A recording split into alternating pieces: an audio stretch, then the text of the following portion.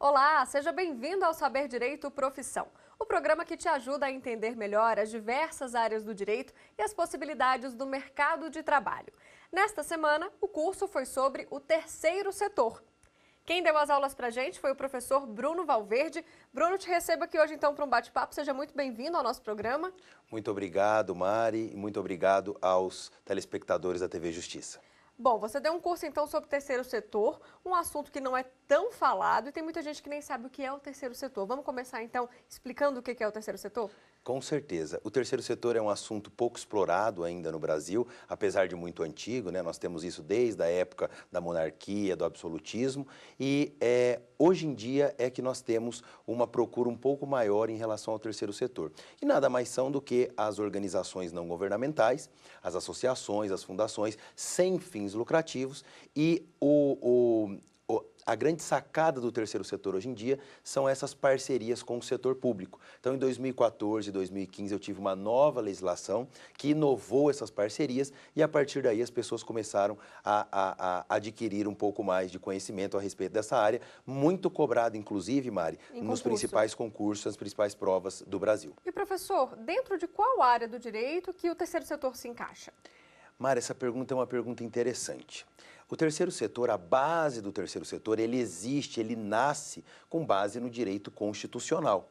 O direito constitucional, a nossa Constituição, ela permitiu que essas entidades pudessem ser um complemento ao desenvolvimento do Estado, ajudando ou garantindo ao Estado essa questão da saúde, educação, assistência social com as entidades da sociedade civil organizada. Agora, a operacionalização do terceiro setor, ou seja, esses contratos, essas parcerias com o setor público, aí estão ligadas ao direito administrativo, porque aí eu vou trabalhar com orçamento público, com bens públicos. Então, eu tenho o terceiro setor circulando entre o direito constitucional, com a base, e na operabilidade ou na operação, com o direito administrativo. Se complementam. Se complementam. Perfeito. Exatamente. Vamos falar um pouquinho então da sua carreira? Vamos lá. Como é que você entrou no direito? Já gostava desde criança? Teve alguma influência aí da família, pai, mãe?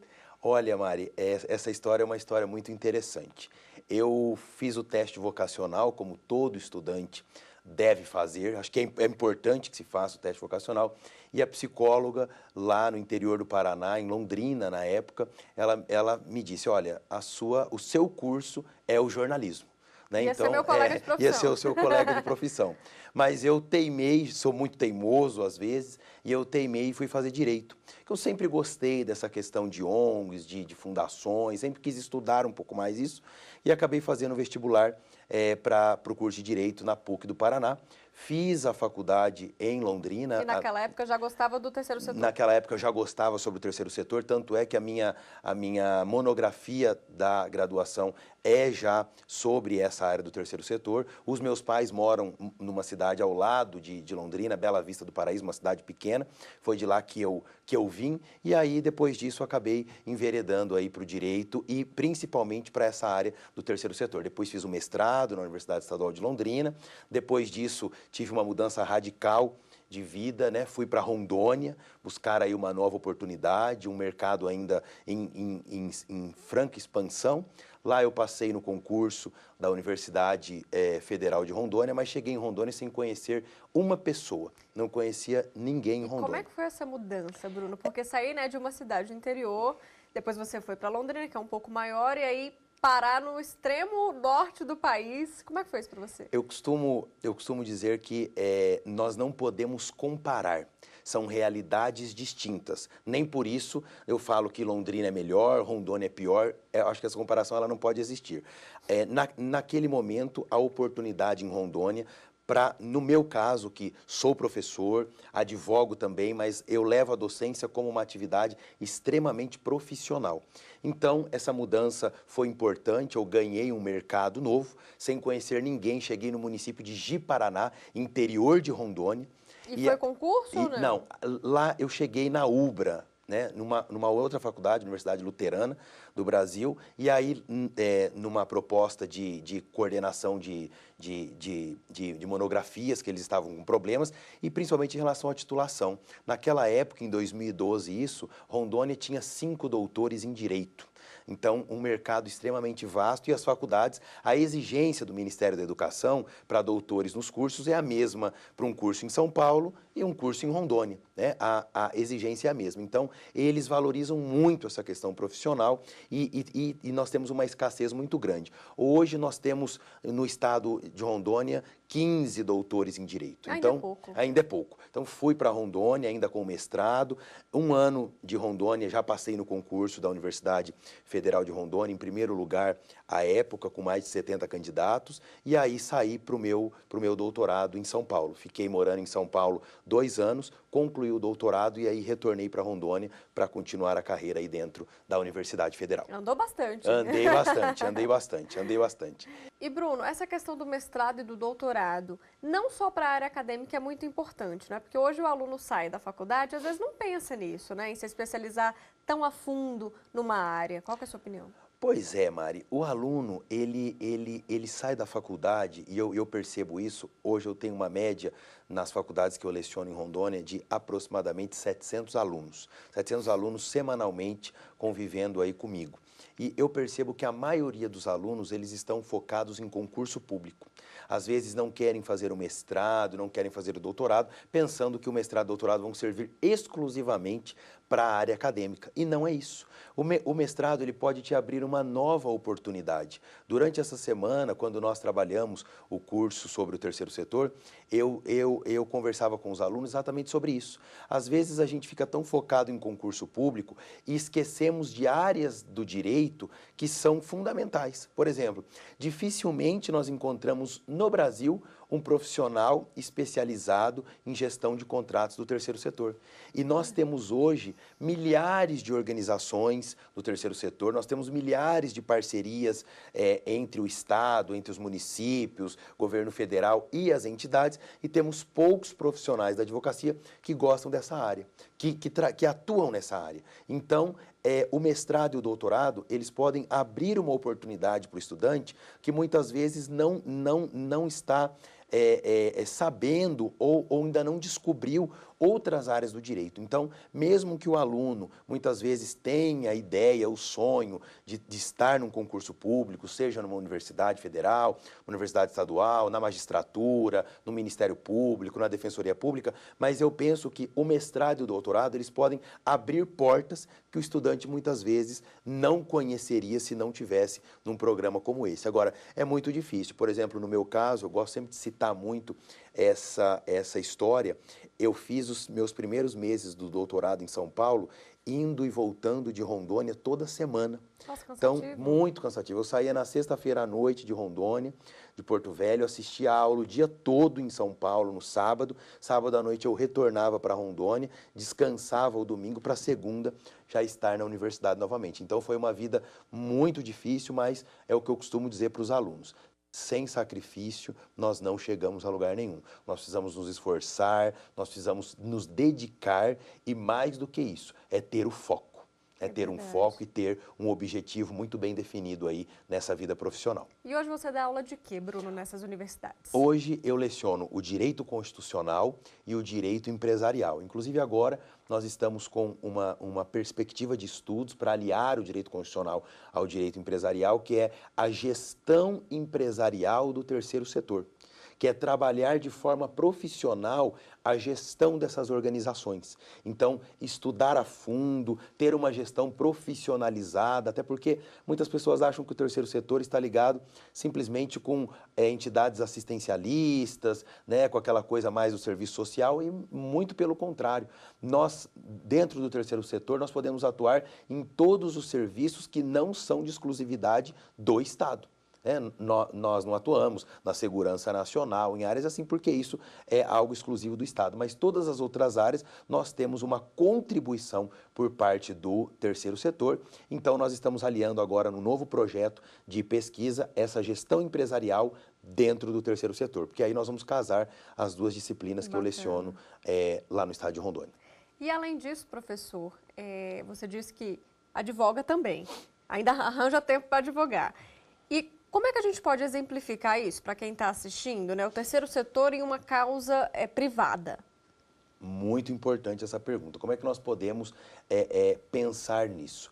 Muitas vezes, essas organizações, elas têm problemas de prestação de contas, elas têm problemas de gestão de recursos, elas têm problemas no estatuto, elas têm problemas de registro, de gestão. Ah, o presidente, o mandato dele era de 2 anos, ele ficou 3 anos porque não teve eleição, ou seja, eu tenho uma gestão totalmente nula.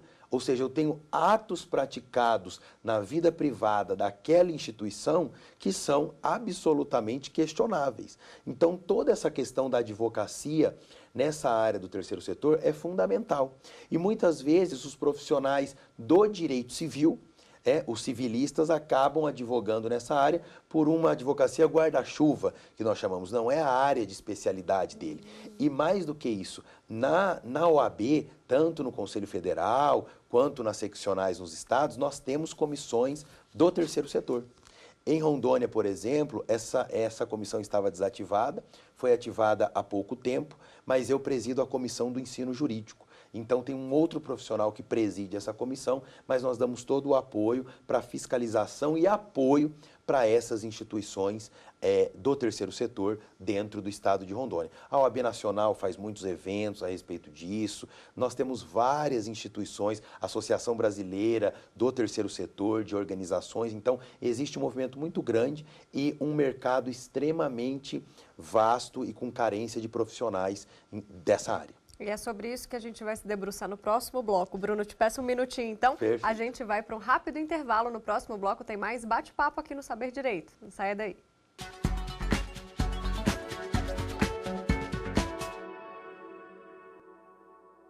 Estamos de volta hoje aqui com o professor Bruno Valverde e a gente começa este segundo bloco falando então sobre mercado de trabalho, professor, e as possibilidades para quem se especializa nessa área do terceiro setor. Vamos assistir? Vamos lá. Carreira em Direito Constitucional. O direito constitucional se dedica à análise e interpretação de normas constitucionais. O curso de especialização é direcionado a graduados em Direito e tem duração mínima de 1 ano e máxima de 2 anos. Dentre os temas da área estão Teoria Geral da Constituição, a Constituição Federal de 1988, o controle de constitucionalidade das leis, e a eficácia e a aplicabilidade das normas constitucionais. As melhores opções de mercado estão em consultorias, na advocacia e no serviço público. Dar aulas também é uma ótima alternativa. O ingresso nas funções e cargos depende de experiência no currículo e, nos casos do serviço público, de passar em concurso, que tem no direito constitucional uma disciplina bastante exigida. A remuneração inicial, em média, passa de R$ 2.300. A gente encerrou o primeiro bloco, Bruno, falando justamente sobre a falta de profissionais especializados nessa área no mercado, né? Quais são, então, as possibilidades para esse advogado atuar? Muito bem. As possibilidades são vastíssimas, até porque todas as peculiaridades do terceiro setor são ímpares para o terceiro setor. Por exemplo, a contabilidade para essas organizações é totalmente diferente da contabilidade de uma empresa, por exemplo, de uma sociedade com fins lucrativos. A questão jurídica, estatutária, é totalmente diferente. A constituição de uma entidade do terceiro setor, ela se dá no cartório de pessoas jurídicas. A constituição de uma sociedade empresarial, ela se dá, por exemplo, na junta comercial. Então, todas essas peculiaridades fazem com que demandam um profissional específico para isso.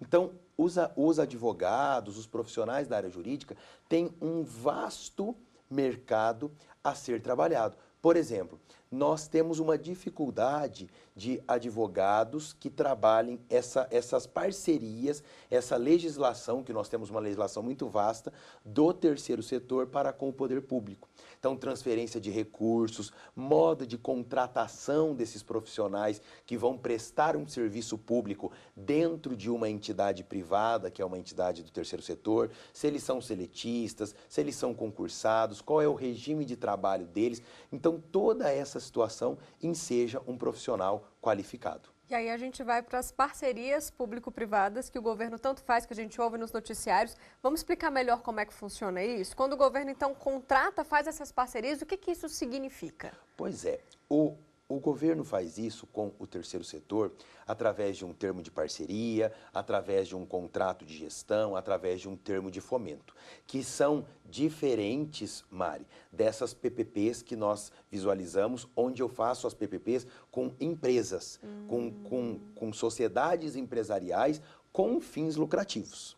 Até porque as entidades do terceiro setor, toda a renda precisa ser revertida nas atividades da própria entidade. Então, por exemplo, eu posso citar aqui um hospital filantrópico. Por exemplo, um hospital filantrópico é uma entidade do terceiro setor que recebe dinheiro público, recebe recurso público, mas esse recurso é investido no hospital. A Abrace, por exemplo? Exatamente. Não há um ânimos lucrativo. Diferentemente, por exemplo, de uma concessionária de pedágio, por exemplo, onde eu tenho o quê? A concessionária está ali para obter lucro. Ela explora a rodovia, o governo faz uma concessão, faz uma parceria público-privada, mas eu tenho o quê? Ela arruma, ela deixa a rodovia em estado de uso excelente, mas eu tenho um ânimos lucrativo, diferente das entidades do terceiro setor. Tanto é que a regulamentação dessas PPPs é uma regulamentação diversa da regulamentação que gere essas parcerias entre o terceiro setor e o poder público. Então, o mercado tem, né? Mercado tem, um mercado vastíssimo. O advogado nessa área, ele precisa entender do direito civil, mas o direito civil do terceiro setor. Ele precisa entender do direito do trabalho, das relações trabalhistas, agora com a reforma trabalhista, mas como aplicar isso dentro do terceiro setor. Ele precisa entender do direito público, lá do direito administrativo, das licitações, dos contratos administrativos, sim, mas nessa perspectiva de entidades sem fins lucrativos. E veja, Mari, sem fins lucrativos não significa que elas não tenham dinheiro. Né? Sem fins lucrativos significa que eu não tenho esse ânimos do lucro. Então, existem organizações que faturam aí milhões por ano? Existem, mas esses recursos são investidos nos próprios trabalhos da organização. Essa é a diferença principal, então. Essa é a diferença principal entre as entidades do terceiro setor e as empresas, as sociedades empresariais lá do direito empresarial. Professor, e depois da gente esclarecer então sobre esse mercado do terceiro setor, muitos alunos estão interessados nesse ramo, mas querem saber da remuneração. É igual aos outros ramos como constitucional, penal ou não? Por que não há essa procura para o ramo do terceiro setor? Na verdade, Mari, não há essa procura porque o terceiro setor ele é pouco divulgado. Nas faculdades, por exemplo, nós temos a disciplina do terceiro setor lá no curso de administração, na grade do curso de administração, mas dentro do direito, ela passa no direito constitucional rapidamente e eu tenho uma parte dela dentro do direito administrativo, mas eu não tenho uma disciplina específica dessa área. O profissional ele vai se deparar com isso quando ele tem um caso concreto, onde ele tem uma parceria, um cliente que tem uma entidade, tem uma parceria com o poder público, ele vai ter que buscar a legislação. Então, a remuneração, ela é uma remuneração condizente com o trabalho e é como eu digo para os alunos. Na advocacia, quem faz a remuneração é o profissional. Se você se especializa, se você faz algo que dificilmente as pessoas fazem e tem demanda, a consequência é uma boa remuneração. Então, existe uma boa remuneração. Eu sou um pouco suspeito de falar dos concursos públicos, até porque sou funcionário público, mas defendo sim essa desburocratização, defendo um setor público mais eficiente e defendo essa iniciativa privada, o privado contribuindo com o público também. Então, incentivo muito os alunos a irem para a advocacia, advogo também. Hoje não podemos reclamar em nada da advocacia, mesmo com a crise, mas a demanda jurídica sempre tem. Lá em Rondônia, por exemplo, nós não tínhamos né, escritórios especializados nessa área. E você não precisa fazer só isso. Você pode cuidar do direito do trabalho, você pode cuidar de empresas, você pode cuidar do penal ou do criminal, mas dê um olhar diferente nisso. É isso que eu falo para o estudante. Pesquise, leia um pouco. Nessa semana, durante o nosso curso, eu trouxe algumas obras mostrando para as pessoas, inclusive tem um livro escrito nessa área também, dessas parcerias entre o terceiro setor e a administração pública, quais os aspectos legais, os reflexos sociais. Então, eu sempre costumo dizer profissional e para os estudantes, busquem algo diferente. não vá na mesma linha da grande maioria. maioria. Nós precisamos buscar o diferente. Hoje, o profissional que se sobressai no mercado de trabalho é o profissional que busca algo diferente, que faz algo diferente. Na própria docência, né? Eu estou na docência, é algo que eu gosto muito, mas a gente precisa inovar. Eu preciso buscar algo diferente. Por falar nisso, você falou em docência e inovar, eu queria falar um pouco sobre o seu projeto de Winter School, que você leva estudantes para outros países, justamente para eles experimentarem esse direito comparado. Me conta um pouco como é que funciona isso, de onde que veio essa ideia? Olha, Mari, essa ideia foi muito interessante. Ela começou o ano passado. Nós estávamos discutindo isso em São Paulo com alguns professores. Eu sempre sou muito comunicativo com os professores, gosto de me relacionar muito bem com todos. E surgiu uma ideia inicialmente de uma Summer School. Uma Summer School, uma escola de verão na Itália. E eu levei esse projeto de São Paulo, então, para Rondônia, muito rapidamente, mas nós conseguimos levar 14 estudantes para Siena no mês de julho. Então, ficamos na Toscana, na região da Toscana, estudando direito italiano. Que é uma parceria com alguma universidade de lá? Uma parceria com a Universidade de Siena, que é de 1215. Nossa. Só para os espectadores terem noção, e nós aqui também, o Brasil 1500. Né? Então, a Universidade de 1215, uma universidade histórica, é uma parceria com a Faculdade Autônoma de Direito de São Paulo, com a FADISP, que faz esse programa já há 4 anos, na pessoa do professor Thiago Matsushita, e aí nós levamos isso para Rondônia e levamos esses estudantes. E agora nós fizemos o quê? Nós lançamos um programa oriundo de Rondônia. Então, organizei isso com a Universidade de Valladolid, na Espanha, dá 100 quilômetros de Madrid, e nós vamos levar em janeiro muito frio lá, o Winter School, nós vamos levar aí 20 alunos, 20 estudantes, para conhecer o sistema judicial espanhol. Então, essa questão do direito comparado, de fazer as visitas às cortes, de visitar, de entender e saber como funciona nos outros países, principalmente em países desenvolvidos, é algo fantástico. Inclusive, Mari, esse programa ele é aberto não só para estudantes de Rondônia, ele nasce de lá, mas ele está aberto para os estudantes do Brasil, inteiro. Até eu fiquei com vontade Exatamente. Você, inclusive, não está convidado, está intimado a participar. Ele está aberto para o Brasil inteiro. Nas minhas redes sociais, as pessoas vão ter informações, etc., porque a ideia é a integração. Integrar estudantes do Brasil e irmos para a Espanha para descobrirmos um novo mundo. E como é que é esse processo de seleção? Porque eu imagino que vários alunos se interessem. Sim, vários alunos têm bastante interesse. Então, primeiramente, nós pedimos o currículo, pedimos a área de atuação. Não é só para estudante, mas nós vamos levar também profissionais do direito. Temos uma parceria com a OAB, seccional de Rondônia, que nos apoia também, inclusive na pessoa do presidente, André Cavalcante, e nós vamos levar profissionais. Então, nós estamos pegando esses currículos, fazendo uma análise, tem um custo da expedição para o candidato, né? Até porque tem o curso, nós infelizmente não estamos num momento econômico tão propício, então o euro está muito acima do real, mas a pessoa sendo selecionada, ela vai e vai ser uma excursão de uma semana e um prazer imenso. Os professores espanhóis estão ansiosos para receberem os brasileiros, levarem os brasileiros às cortes, né, à Suprema Corte Espanhola, aos tribunais de Valladolid e também um curso de uma semana de 20 horas sobre o sistema judicial espanhol. Então, o direito constitucional espanhol, o direito civil espanhol, como funcionam os tribunais, os recursos. Aqui no Brasil nós temos uma sistemática. Bem diferente, né? Temos o sistema, o Supremo Tribunal Federal como instância máxima. Será que na Espanha nós temos isso também? Então tudo isso nós vamos descobrir em loco. Né? Nós vamos até lá em janeiro, nesses 10 dias aí, numa expedição fantástica. Professor, e qual foi o feedback desses alunos que fizeram a primeira Summer School? Olha, o feedback foi fantástico, porque os alunos ficaram em residências estudantis da própria universidade.